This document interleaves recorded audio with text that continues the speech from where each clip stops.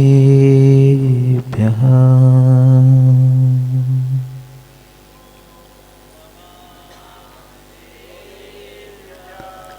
श्रीमद्परं गम्भीर स्यात्मोघलाञ्छनं जीयात्रैलोक्यनाथस्य शासनं जिनशासनं जयमङ्गलबोधारणं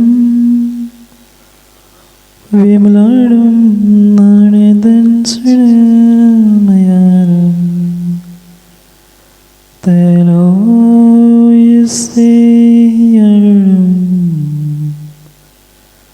नमोऽस्य सर्वसीतारं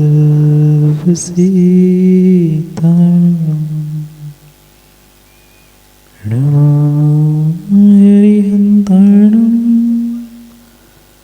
नमो सिद्धारणं नमो आयर्यं नमो वज्रायं नमो सर्वसाहुं। अनंत अनंत परम सिद्ध भगवान की 1800वीं आदिनाथ भगवान की परम पूज्य आचार्य भगवान कुंद कुंद स्वामी की परम पूज्य आचार्य भगवान गुरुवर पट्टाचार्य शुद्ध सागर जी महाराज की सनातन जैन धर्म की बोलो परम पूज मुनि श्री सुप्रभ सागर जी महाराज की समस्त मुनि संघ की जयकारा गुरुदेव का नमोस्तु शासन। अंतिम देते वर्तमान स्वामी के शासन में हमसे विराजते और इनकी पावन पीयूष देशना हम सभी के लिए परम उपकारी। अनादिकाल से हमारी साधना में जो जन्म जरा और मृत्यु रूपी रोग लगे, उन रोगों का उपशमन करने वाली कोई परम औषधि है तो वह एकमात्र यह जनवाणी भव्यात्मा मनुष्य पर्याय को प्राप्त करना, ये इस संसार का बहुत बहुत और बहुत ही बड़ा पुण्य है। और शायद पुण्य के उदय से आपने और हमने उस दुर्लभ महादुर्लभ मनुष्य पर्याय को प्राप्त तो किया, पर क्या आज तक इस मनुष्य पर्याय की दुर्लभता को कभी हमने समझने का प्रयास नहीं किया? क्यों नहीं समझ पाए? क्योंकि जिन वस्तुओं को, जिन साधनों को, जिन निमित्तों को हमने आज तक अहमियत दी, उन वस्तु निमित्तों को अहमियत देने से कभी भी हमें अपने जिंदगी की, अपने जीवन की, अपनी पर्याय की अहमियत का बोध हो नहीं सकता। शायद संसार का हर प्राणी, हर जीव, चाहे गति कोई क्यों ना हो, पर प्रत्येक गति में वह कहीं ना कहीं दुख ही प्राप्त कर रहा है। और ये भी सत्य है कि दूसरों को पूछने की, दूसरों के अनुभव सुनने की आवश्यकता नहीं है। ये तो साक्षात इस पर्याय में हमने, आपने, सबने अनुभूत किया है कि संसार में कहीं न कहीं, कहीं न कहीं पुनः पुनः पुनः पुनः हमें दुख और दुख के ही निमित्त मिल रहे हैं। और उसके पीछे के कारण को जो समझता है, उस संसार के दुखों के पीछे के कारण को जो समझता है, पक्का मानना वह संसार से संसारातीत होने के लिए कुछ न कुछ उपाय भी खोज लेता है। उपाय तो हमें पता है, औषधि तो हमें पता है, पर हमें यही नहीं पता है कि रोग क्या है, बीमारी क्या है। आज देखो ना, जितने गली मोहल्ले हैं, लगभग प्रत्येक गली मोहल्ले में एक आध तो मेडिकल की दुकान नहीं मिलती, मिलती है। छोटी सी छोटी गली भी क्यों ना हो, और कैसा ही कोई बाजार क्यों ना हो, पर प्रत्येक बाजार और प्रत्येक गली मोहल्ले में एक आध दो मेडिकल की दुकान मिलती ही मिलती है। इतनी मेडिकल की दुकान, इतनी सारी दवाइयाँ, इतने सारे सब कुछ होने पर भी आज रोगियों की संख्या कम हुई कि बढ़ गई? बोलो क्यों? क्या विज्ञान दवाई बनाना भूल चुका पंडित जी? कितनी दवाई, कितनी वैक्सीन आने के पहले से ही वैज्ञानिकों की तैयारियां है कि हम इसके लिए दवाई बनाएं, इसके लिए बनाएं। दवाई तो सबके लिए बनाई है, बन भी रही है। एक के बाद एक नए नए आविष्कार भी हो रहे हैं, पर रोग कम क्यों नहीं हो रहा है? मैं मात्र शरीर के रोगों की बात नहीं कह रहा हूँ, मैं तो अपने जिंदगी के भी रोगों की बात करना चाहता हूँ। ये तो एक बहुत छोटा सा दृष्टांत मैं पूछ रहा हूँ। जब इतनी दवाइयाँ, इतने मेडिकल सेंटर, इतने अस्पताल, इतने बड़े बड़े रिसर्च सेंटर होने पर भी आज रोग मिटने चाहिए थे, रोगी कम होने चाहिए थे, पर रोगी मिट रहे हैं और रोग नहीं समझे। रोग मिटने चाहिए थे, रोगी बचने चाहिए थे, आज उल्टा हो रहा है। रोगी तो मिट रहे और रोग दिन ब दिन बढ़ रहे हैं। समस्या सबके साथ यही है, चाहे शरीर की हो, मन की हो, चाहे जिंदगी की हो। दवाई, उपाय, उपचार तो बढ़ चुके हैं, पर समस्या ये है कि हमें रोग का ही पता नहीं है। कितनों को पता है? राजकुमार जी, ये शरीर के रोग बहुत बड़े रोग नहीं हैं। ये शरीर के रोग बहुत बड़े रोग नहीं हैं। इन चर्म चक्षुओं की दृष्टि कम होना ये कोई बहुत बड़ी बात नहीं है। उपयोग करते करते करते वह कमज़ोर हो गई, वो तो होना ही था। पर मैं चर्म के रोगों की नहीं बात कर रहा हूँ, मैं अपने मन, अपने आत्मा और अपने जीवन के रोगों के बारे में पूछना चाहता हूँ। कितनों को पता है? कितनों को पता है? पता हो भी तो भी क्या कर पाए? बहुत बड़ी समस्या अगर कुछ है तो आज रोग और रोगियों की समस्या नहीं है, रोग पहचानने की समस्या है। इतने डॉक्टर है, क्या डॉक्टरों की कमी है? नहीं है। पर आप जाकर देखना, जितने डॉक्टरों के पास जाओगे उतने डॉक्टरों के पर्चे। अध्यक्ष जी गए कभी? ओ कोठिया जी, डॉक्टरों के पास गए कभी?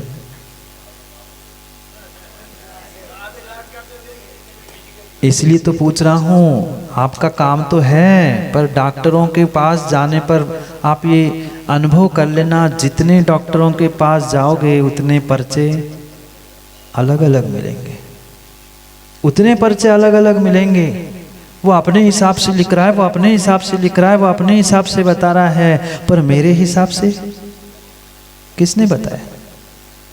चाहे हम इस बात को अपनी जिंदगी से जोड़ते हुए, धर्म से जोड़ते हुए हम सच्चे देवशास्त्र गुरु के पास भी पहुँचे तो भी यही समस्या हुई। हम उनकी बात तो समझने का, सुनने का, उनसे पूछने का तो प्रयास कर चुके, पर हम अपने आप का अभी तक सुन नहीं पाए, अपनी आप की आवाज़ नहीं सुन पाए, और अपने आप के रोग को हम आज तक पहचान नहीं पाए। और ये ध्यान रखना, जब तक कारण नहीं पता चलेगा, जब तक रोग का पता नहीं चलेगा, तब तक दवाई, उपाय और उपचार काम के नहीं है। सालों साल दवाई खाते रहना, पर दवाई से बीमारी ठीक हो आवश्यक नहीं है, क्योंकि सही समय पर सही दवाई ही कार्यकारी होती है। बिना सोचे समझे किसी की भी कोई भी दवाई लेकर खाने से काम नहीं होता। आज तक मनुष्यों ने, जीवों ने, व्यक्तियों ने यही बहुत बड़ी भूल की। अपनी गलती, अपना रोग समझे बिना उपचार कराने के लिए कहीं डॉक्टर, कहीं मेडिकल में जाकर पुरुषार्थ तो किया, पर क्या बदलाव हुआ सहज भाई? नहीं हो पाया, नहीं हो पाया, नहीं हो पाया। जिस व्यक्ति को अपनी स्वयं की बीमारी का बोध है, उसे डॉक्टर, मेडिकल, वैद्य, हकीम किसी के पास जाने की आवश्यकता नहीं है। और मैं तो कहता हूँ उसे तो कोई दवाई भी खाने की आवश्यकता नहीं है। वो अपने स्वयं के विवेक से ही अपनी बीमारी, अपने रोग ठीक कर सकता है। पर क्या हम अपने मन के रोग ठीक कर पाए? मन के छोड़ो, आत्मा के छोड़ो, जिंदगी के छोड़ो, मैं पूछना चाहता हूँ तन के पंडित जी शब्दों को समझना। तन के नहीं समझे छोटू? तन के तो हुए नहीं है, तन ही के बैठे हैं। अब क्या करें? हम ऐसे तन के बैठे हैं कि हमें तन के रोग ही समझ में नहीं आ रहे हैं। मन के, आत्मा के और जिंदगी के रोग कहाँ से समझ में आए? कहीं ना कहीं हमें अपनी गलती, अपने रोग, अपने स्वयं की भूलों को भी तो पहचानना होगा। मैं कहाँ भूल कर रहा हूँ? क्योंकि माँ ध्यान रखना, दूसरों को दोष देना, दूसरों को दोष देना, दूसरों को दोष देना बहुत आसान है। इनके कारण हुआ, उनके कारण हुआ, परिस्थिति ऐसी थी, सिचुएशन ऐसी थी। सिचुएशन, परिस्थिति गड़बड़ नहीं होती, कहीं ना कहीं तुम्हारी मनस्थिति, तुम्हारी सोच गड़बड़ थी, इसलिए ऐसी परिस्थिति उपस्थित हुई है। हर इंसान दोष देता है परिस्थिति को, हर इंसान दोष देता है पर व्यक्ति को। इनके कारण हुआ, ये ऐसा काल था इसलिए ऐसा हुआ। काल की किसी व्यक्ति की गलती नहीं है, ये ध्यान रखना। गलती अगर किसी की थी, है और रहेगी तो मात्र अपनी स्वयं की रहेगी, अपनी स्वयं की रहेगी। और जिस व्यक्ति को, जिस जीव को अपने गलती का एहसास होगा, पक्का मानना, वही इंसान भगवान बनने की शक्ति रख सकता है। शक्ति यूं तो है, सभी में है। एक मिथ्या दृष्टि में है, एक त्रियंच में है, एक नारकी में है, एक देव, एक मनुष्य, सभी जीवों में भगवान बनने की शक्ति तो है। पर पहचान वही पाता है, प्रकट वही कर पाता है जिसको अपने स्वयं की गलती का एहसास होता है। हुआ क्या आज तक? बोलो हाँ। माँ कह रहा हूँ हाँ, कि माँ ए मतलब ना हाँ है ना है। हमें ही स्वतः पता नहीं है कि कैसे हाँ कहना है और कैसे ना कहना है। बड़ी समस्या है, बड़ी समस्या है। हम अपने आप को पहचानने केवल अलावा सबको पहचान चुके, सबके उत्तर दे दिए, सबके रोग ठीक कर लिए, पर हम अपने आप को ठीक कर नहीं पा रहे, क्योंकि हम ये स्वीकार ही नहीं कर पा रहे हैं चिंतिल भाई कि हम रोगी हैं।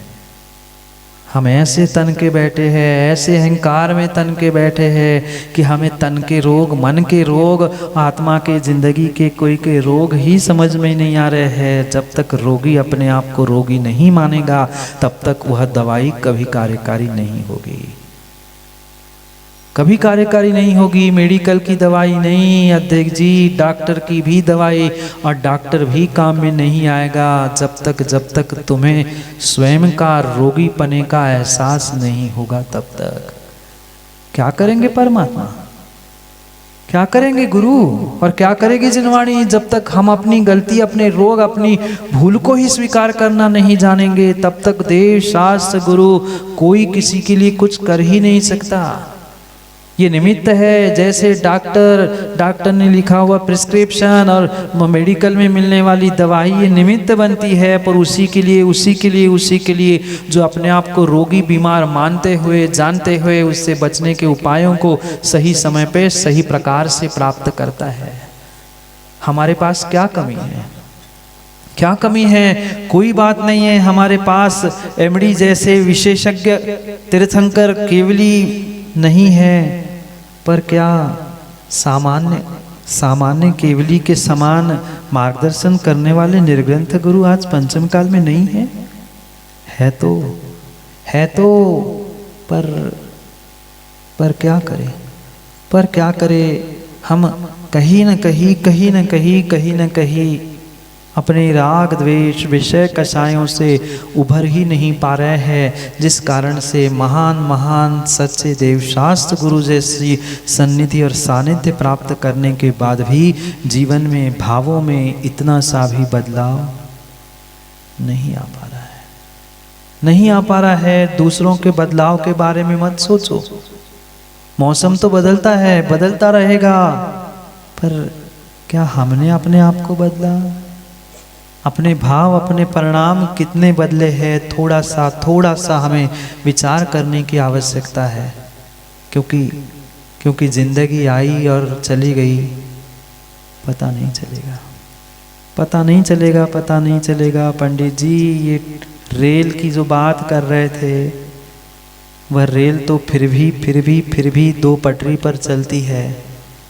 उसको चलाने के लिए तो कोई ना कोई, उठाने के लिए कोई ना कोई मिल जाएगा, ठीक करने के लिए कोई ना कोई अथॉरिटी है भारत में, सभी देशों में, पर इस जिंदगी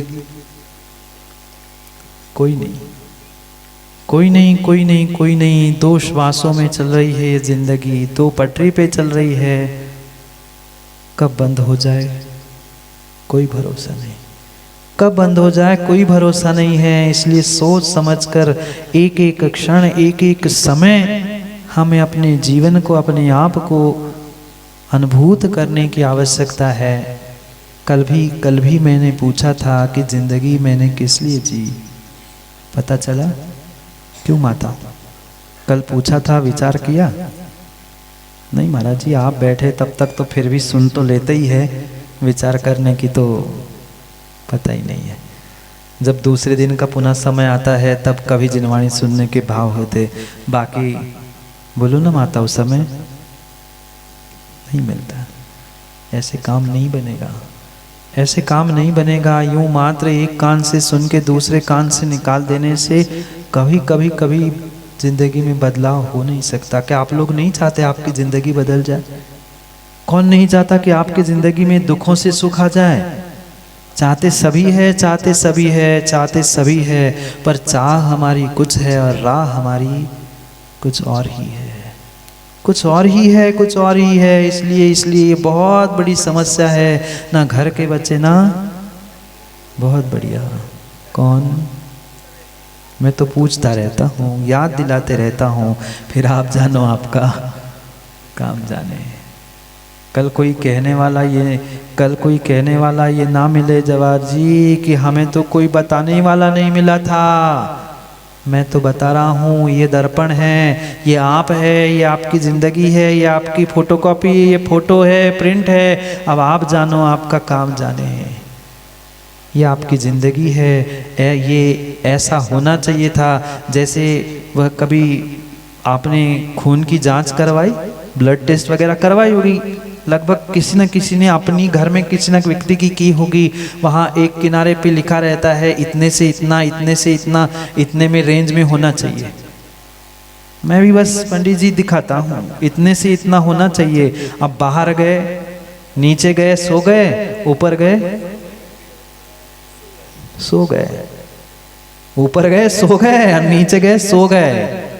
सो गए का अर्थ समझ लेना, सो गए और सो गए। सोच समझकर हमें प्रत्येक जीवन के उस कार्यों से प्रैक्टिकल बनकर जीने की आवश्यकता है। जो हमारे वर्तमान में एक साधन उपलब्ध है, उसके साथ हमें अपनी जिंदगी को, अपने परिणाम परिणति को टैली करने की, मिलाने की आवश्यकता है कि मैं जिंदगी सो रहे हैं कि सो गए हैं, क्या कर रहा हूँ, इसका थोड़ा सा विचार करते हुए जीवन जीने की आवश्यकता है। क्योंकि ध्यान रखना, समय कब हाथ से छूट जाए पता चला। सेंथिल भाई 4 दिन तैयारी चल रही थी, मुनिराज आएंगे, पंडाल लगेगा, विधान होगा, ये करेंगे वो करेंगे, 512 कल अर्घ चढ़ जाएंगे, परसों 1024 और हमारा गमन, पता नहीं चलेगा। पता नहीं चलेगा, पता नहीं चलेगा। कभी तैयारियां हो रही थी, ऐसा ही जिंदगी का एक एक मकाम सचिन भाई निकलते जा रहा है, निकलते जा रहा है, निकलते जा रहा है। हमने क्या प्राप्त किया? मुट्ठी में पकड़े हुए उस रेत के भांति एक कण, एक एक श्वास, एक एक दिन, एक एक घंटा हमारे हाथ से छूट रहा है। हम कभी तो विचार करें, कभी तो विचार करें कि ये जो जिंदगी के अनमोल क्षण मिले हैं, दुर्लभ दुर्लभ महादुर्लभ मनुष्य पर्याय मिली है, जो सच्चे देव शास्त्र गुरु की सन्निधि सानिध्य मिली है, उसका कितना सदुपयोग किया, कितना सदुपयोग किया हमने और कितना करना चाहिए था, ये विचार करने की आवश्यकता है। ठीक है, जो बीत चुका, अब तो संभल जाए, आगे तो हम बढ़ जाए, आगे तो कुछ और विशेष करने का पुरुषार्थ करें। और ये पक्का मानना अभी जो इतना भी मिल रहा है, अभी इतना भी जो मिल रहा है, आगे इतना भी मिले जरूरी नहीं है। छठे काल की नहीं कह रहा हूँ, पंचम काल में ही बुजुर्गों से पूछना पहले क्या समय होता था, आज क्या समय है, और आने वाली पीढ़ी से फिर पूछना बुढ़ापे में क्या समय आएगा। इसलिए सोच समझकर जीने का और अपने आने वाली पीढ़ी के लिए कुछ देकर जाने का प्रयास कर लेना। बुजुर्गों ने क्या कुछ नहीं दिया, क्या कुछ नहीं दिया। जो कुछ भी है वह छोटे भाई बुजुर्गों की ही देन है। आज जो कुछ भी सच्चे देवशास्त्र गुरु भी तुम्हें मिल रहे हैं, ये सुंदर आलीशान मकान, बंगले, गाड़ी, घोड़ा भी मिल रहे हैं ना, ये पक्का मानना तुम्हारे बुजुर्गों की, तुम्हारे पुराने आचार्य भगवंतों की, तुम्हारे परिवारजनों की ही वह अनुकंपा और कृपा है, जिसकी बदौलत आज इस तनी हुई चांदनी के नीचे तुम तन के बैठे हो। हाँ, सच्चाई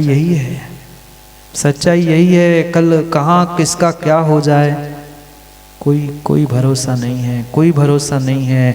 इसलिए बुजुर्गों, जाने से पहले आने वाली पीढ़ी को कुछ दे के जाना।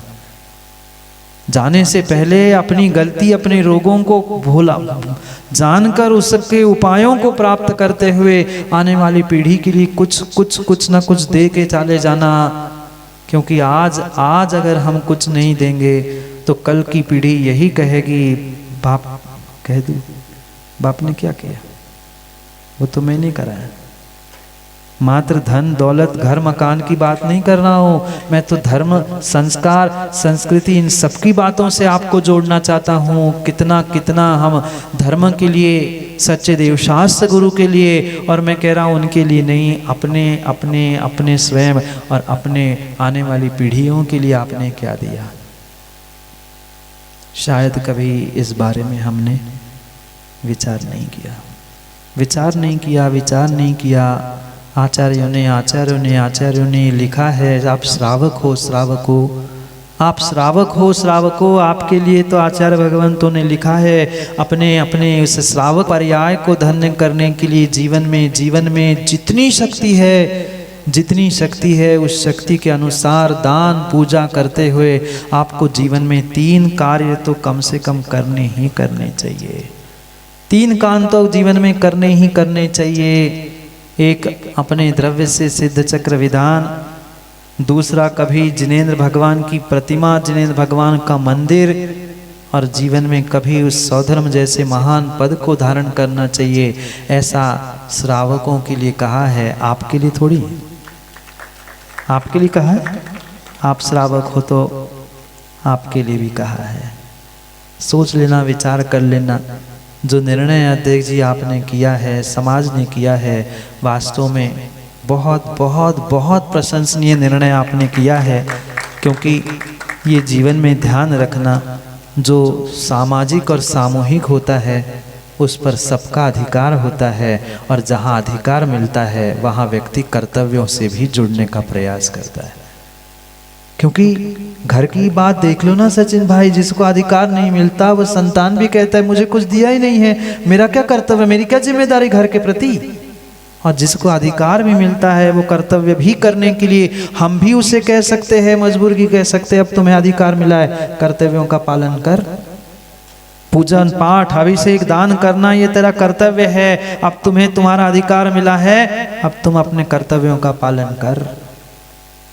ये बहुत बहुत अच्छा निर्णय जो सबने मिलकर किया है वह बहुत प्रशंसनीय है। और मैं तो कहता हूँ बहुत बहुत अच्छा होगा, बहुत अच्छा होगा।